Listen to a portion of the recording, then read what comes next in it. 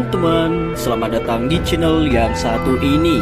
Hehehe, Eits, channel ini adalah berisi cerita tentang alur Donghua yang keren. Penasaran? Yuk segera langsung markiden, mari kita dengar. Tapi sebelum itu, jangan lupa like dan subscribe-nya ya. Battle Through to Heaven.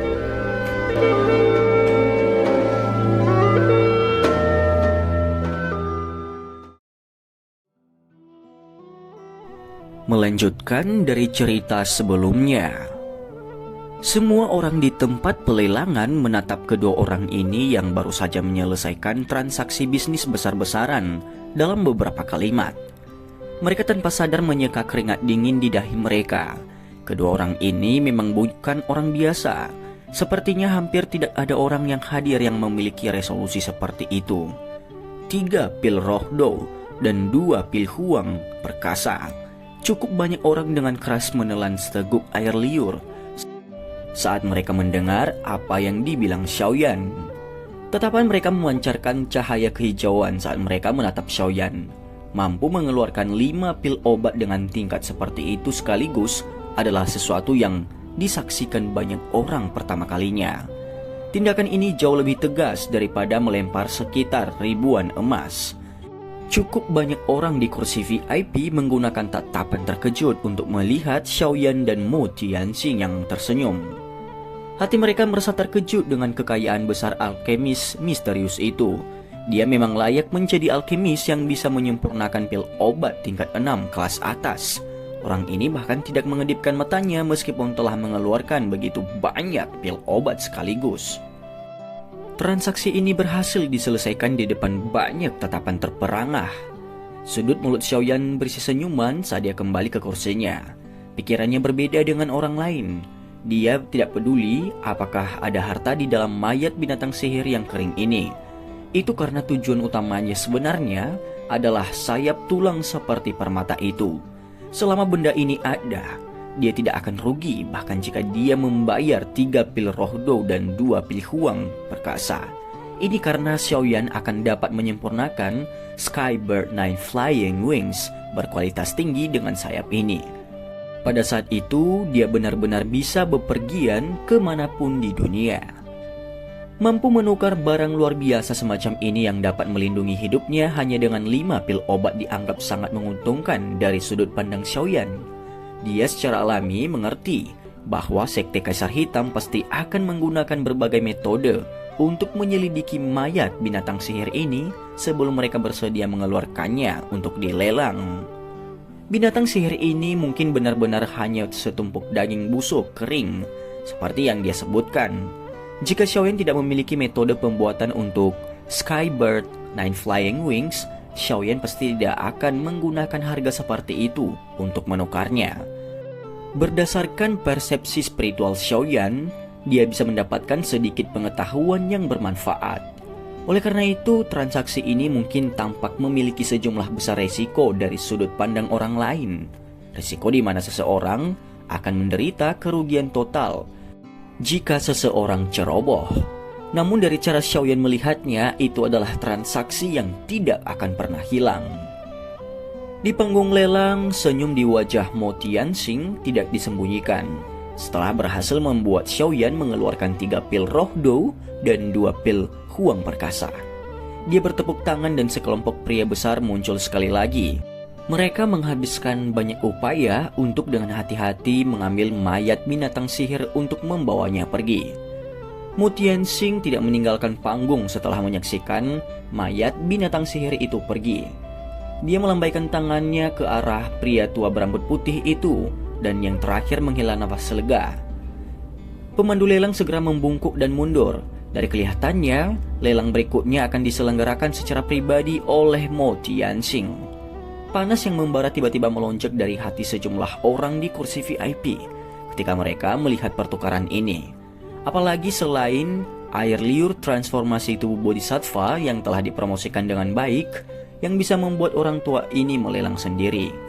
Mo Tianxing dengan mantap mengeluarkan sepasang sarung tangan keunguan keemasan dari cincin penyimpanannya di depan banyak tatapan panas menyala-nyala. Setelah itu dia dengan lembut melambaikan tangannya. Saat tangannya melambai, tanah sekali lagi terbelah. Segera beberapa pria tua berpakaian hitam dengan wajah tegas perlahan keluar.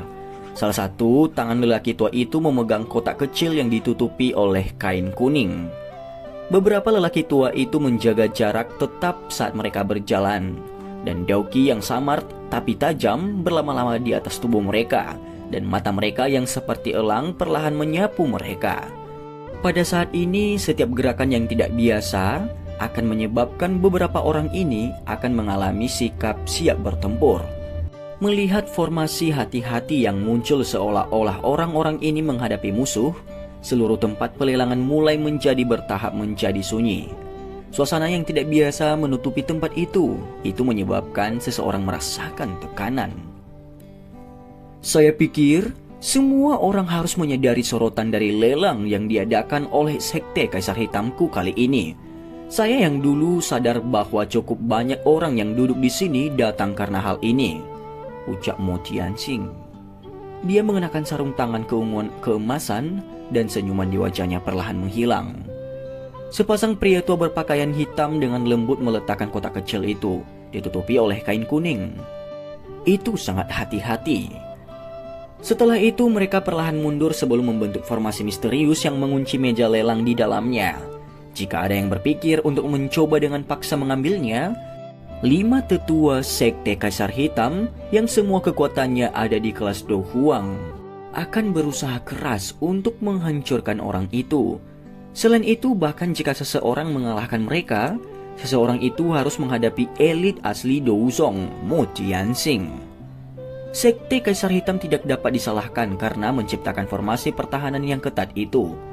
Air liur transformasi tubuh Bodhisattva ini terlalu berharga. Tentu saja, alasan mengapa benda ini berharga sebagian besar karena rumor bahwa seseorang dapat memperoleh informasi tentang hati Bodhisattva. Douseng. Hanya 2 kata sederhana ini yang cukup untuk menyebabkan pertahanan mental setiap faksi dilemahkan dan dihancurkan.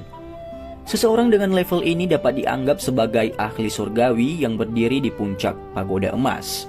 Mereka bisa menghancurkan gunung dan membelah bumi hanya dengan mengangkat tangan.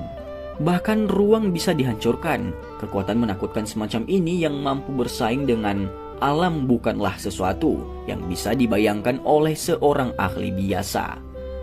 Oleh karena itu, meskipun banyak orang mengetahui bahwa ini mungkin hanya metode untuk mengembirakan acara oleh Sekte Kaisar Hitam, mereka masih tidak dapat mengendalikan panas liar di dalam hati mereka. Oleh karena itu, mereka menempuh perjalanan ribuan kilometer untuk sampai ke tempat ini. Di wilayah sudut hitam di mana tidak ada aturan, tinju adalah kebenaran. Di bawah daya tarik air liur transformasi tubuh Bodhisattva ini, bahkan beberapa iblis elit Douzong akan membuang semua wajah mereka dan mencoba merebutnya. Ini tidak menyebabkan Xiaoyan merasa terkejut dan juga tidak menyebabkan Mo Tianxing merasa terkejut juga. Jika Sekte Kaisar Hitam tidak dianggap sebagai faksi tua di wilayah sudut hitam dengan fondasi yang cukup kuat, kemungkinan besar itu akan lama dibasuh dengan darah.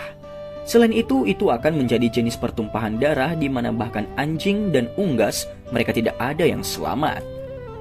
Seseorang mungkin tidak bersalah, tetapi dia akan dianggap bersalah karena memiliki harta karun. Memiliki barang yang begitu berharga adalah sumber dosa terbesar. Namun beruntung Sekte Kaisar Hitam bukanlah faksi biasa. Jika tidak, akhir yang paling menyedihkan pasti akan menimpa mereka. Mo Tianxing mengamati banyak tatapan panas yang melesat dari kursi VIP. Tatapannya berhenti di beberapa posisi sebelum dauki mulai mengalir dengan tenang di dalam tubuhnya. Tangannya dengan lembut meraih kain kuning itu sebelum tiba-tiba menariknya. Setelah itu, kotak kristal transparan terungkap. Itu memantulkan cahaya di bawah cahaya. Pada saat ini, hampir semua orang mengabaikan cahaya yang menyilaukan itu saat mata mereka menatap ke dalam kotak kristal tanpa berkedip. Cahaya redup yang tidak biasa bertahan di dalam kotak kristal itu. Sekelompok berukuran kepalan dari barang yang agak tebal berwarna hijau giok perlahan-lahan bergoyang dan melayang di dalam kotak saat cahayanya menyebar. Saat ia bergoyang, lapisan cairan mulai mengaduk Itu menyebabkannya tampak seperti makhluk hidup.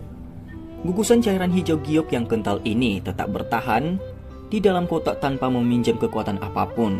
Selain itu, tampaknya memiliki kecerdasan saat perlahan melayang di sekitar kotak. Cahaya aneh merembes dari permukaannya. Itu menyebabkannya tampak sangat misterius. Apakah ini air liur transformasi tubuh Bodhisattva? Mata Xiaoyan menatap tajam ke cairan hijau kental yang mengambang saat dia dengan lembut bergumam. Mata cantik dari dokter peri kecil di sisinya juga menatap tajam ke cairan kental itu. Kegembiraan melintas jauh di dalam matanya. Xiaoyan menghirup udara dalam-dalam dan secara bertahap menekan panas yang membara di dalam hatinya. Persepsi spiritualnya pada dasarnya tidak terkendali saat melonjak keluar.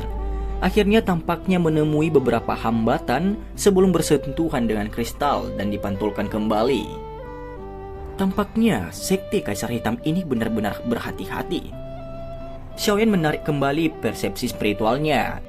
Dia mengangkat alisnya dan tertawa dengan suara dingin dan rendah. Semua yang hadir, ini adalah sorotan dari lelang sekte Kaisar Hitam saya kali ini.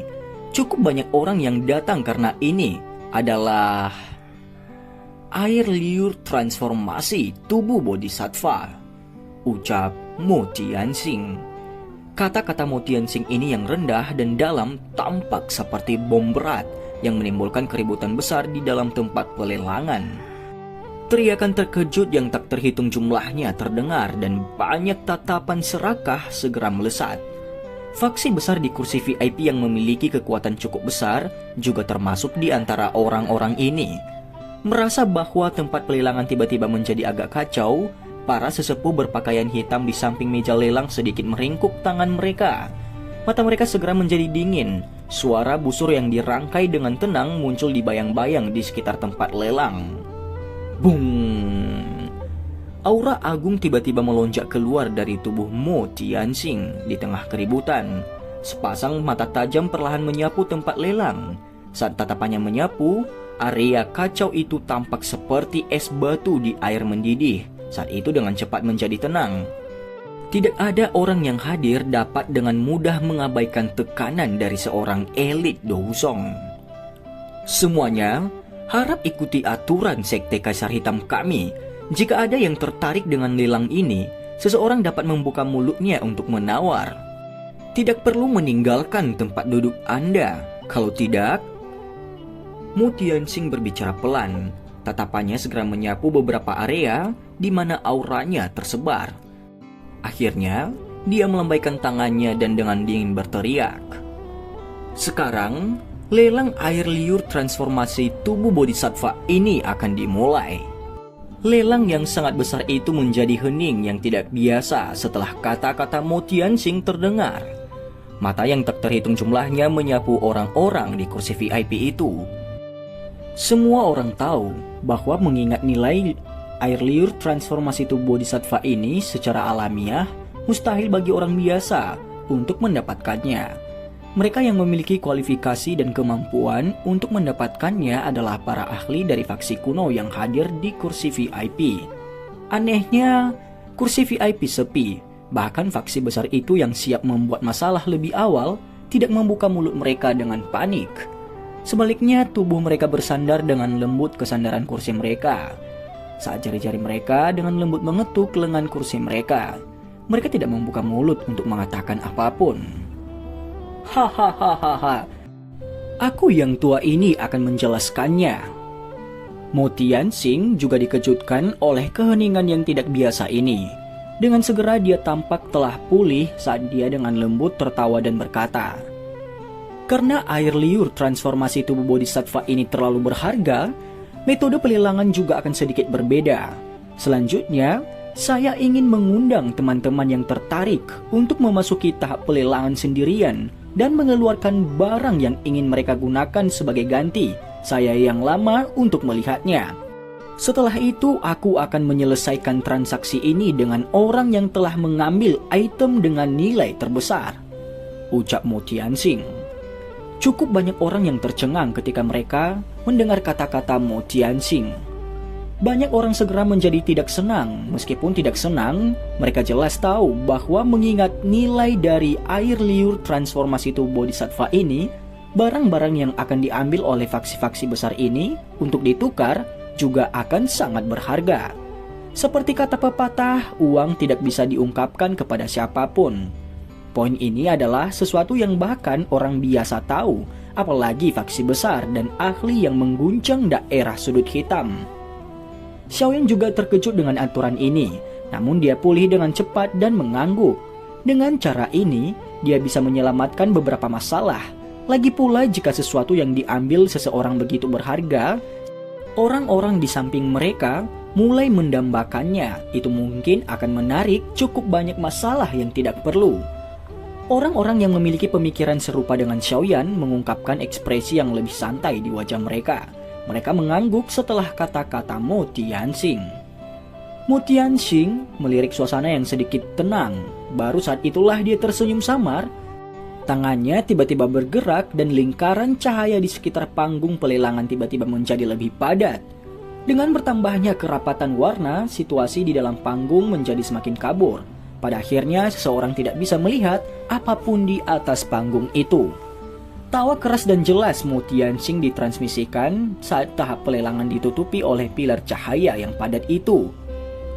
Semuanya, saya pikir Anda harus bisa yakin sekarang kan? Jika demikian, silakan mulai menawar. Bagaimanapun setiap orang harus mengikuti aturan. Cukup masuk sendiri, jangan masuk berkelompok. Tentu saja saya pikir semua orang tidak perlu khawatir bahwa saya akan mengacau di depan semua orang, ucap Mo Tianxing. Cukup banyak orang yang tersenyum tipis ketika mendengar kata-kata Mo Tianxing ini. Jika Sekte Kaisar Hitam berani mengacau di tempat seperti ini, kemungkinan mereka tidak akan terus berkerumun di wilayah sudut hitam. Beberapa faksi yang duduk memiliki latar belakang yang tidak lebih lemah dari Sekte Kaisar Hitam. Jika yang terakhir mengganggu mereka, Sekte Kaisar Hitam hanya bisa dihancurkan jika mereka semua membentuk aliansi. Seorang pria parubaya di kursi VIP memimpin untuk berdiri. Tidak lama setelah kata-kata Mo Tianxing terdengar, wajahnya dipenuhi dengan panas yang membara saat tubuhnya bergerak dan bergegas ke depan. Akhirnya dia masuk ke pilar cahaya. Xiaoyan yang berada di balik jubah hitam tidak bisa menahan diri untuk bermain dengan cincin penyimpanan di jarinya saat dia melihat pria parubaya itu menghilang ke dalam pilar cahaya. Dia telah menghabiskan semua usahanya untuk mempersiapkan air liur transformasi tubuh bodhisattva ini. Namun dia tidak tahu apakah kekayaannya akan dapat diperoleh dari tangan begitu banyak ahli yang jelas telah datang. Kenapa aku tidak masuk nanti? Dokter pria kecil di sisinya tiba-tiba berbisik kepada Xiaoyan. Dia merajut alisnya sambil menatap pilar cahaya yang lebat itu. Tidak apa-apa. Sekte Kaisar Hitam tidak punya nyali untuk main-main di sini. Apalagi mengingat kekuatanku. Bahkan jika Mo Tianxing menyerang secara langsung, dia akan kesulitan membuatku tinggal tanpa mengungkapkan beberapa kemampuan. Xiaoyan tersenyum tipis. Dia secara alami tahu apa yang dikhawatirkan dokter peri kecil. Namun selama Mo Tianxing agak rasional, dia tidak akan melakukan tindakan bodoh di depan mata banyak orang itu. Dokter peri kecil hanya bisa menganggukkan kepalanya saat dia melihat kegigihan Xiaoyan. Dia dengan lembut berkata, "Kalau begitu, kami akan melakukan apa yang kamu katakan. Namun Anda harus ingat bahwa saya akan memaksakan diri untuk masuk jika Anda tidak keluar dalam 5 menit, ucap dokter peri kecil. Xiaoyan terkejut sebelum dia segera tersenyum dan mengangguk. Sekitar 3 menit kemudian, pria paruh baya yang besar berjalan keluar dari pilar di depan banyak sekali tatapan di pelelangan. Dia tanpa daya menggelengkan kepalanya dan kembali ke kursinya dengan wajah yang pahit. Dari kelihatannya, barang yang dia tukarkan dan keluarkan tidak disetujui oleh Mo Tianxing. Orang-orang di kursi VIP yang merasakan ketidakpastian di dalam hati akhirnya melepaskannya setelah melihat orang pertama berhasil keluar. Selanjutnya, seorang lelaki tua berpakaian kuning dengan ekspresi bayangan dengan cepat berdiri dan bergegas ke pilar cahaya. Sisa lelang berjalan sangat mulus setelah awal yang tidak mulus. Orang-orang berulang kali memasuki pilar cahaya satu demi satu. Namun kebanyakan orang akhirnya keluar dengan ekspresi yang agak suram. Tampaknya barang-barang mereka juga gagal memuaskan Mo Tianxing. Tentu saja ini tidak terjadi pada semua orang. Ada sejumlah kecil orang yang keluar dengan senyum di wajah mereka. Tampaknya mereka memiliki banyak kepercayaan pada hal-hal yang telah mereka keluarkan. Xiaoyan tidak terburu-buru memasuki pilar cahaya itu. Sebaliknya dia diam-diam duduk di kursinya dan menyaksikan kemajuan acara tersebut. Pria tua berambut abu-abu berhidung elang yang telah membeli skill bayangan gelap sebelumnya perlahan berdiri sementara Xiaoyan diam-diam menunggu. Hati Xiaoyan sedikit menggigil saat dia melihat orang tua itu bertindak. Yang terakhir adalah salah satu dari sedikit orang di tempat pelelangan yang tidak bisa dia lihat kekuatannya. Oleh karena itu, hatinya secara otomatis mengklasifikasikannya di antara pesaing terbesarnya. Pria tua berambut abu-abu berhidung elang itu tampaknya memiliki reputasi di antara generasi yang lebih tua di wilayah sudut hitam. Oleh karena itu, ekspresi orang-orang dari lembah api iblis, Penatua Sukian dan yang lainnya yang belum melangkah maju sedikit berubah saat pertama berdiri dan tatapan mereka dengan cepat melesat. Orang tua berhidung elang itu tidak peduli dengan tatapan sekitarnya. Tubuhnya bergetar dan dia menghilang dari tempatnya dengan cara seperti hantu. Kecepatan ini menyebabkan mata Xiaoyan menyusut. Pada saat ini dia yakin bahwa lelaki tua ini yang auranya berbeda dari Douzong biasa pasti adalah seorang elit Douzong. Wilayah sudut hitam memang tempat di mana naga dan harimau bersembunyi. Saya tidak pernah mendengar orang ini sebelumnya. Tidak disangka bahwa kekuatannya sehebat ini. Wajah Xiaoyan menjadi serius di bawah jubah hitam saat dia bergumam di dalam hatinya. Ruang di mana lelaki tua berhidung elang itu menghilang sedikit bergetar saat pikiran ini melintas di hati Xiaoyan.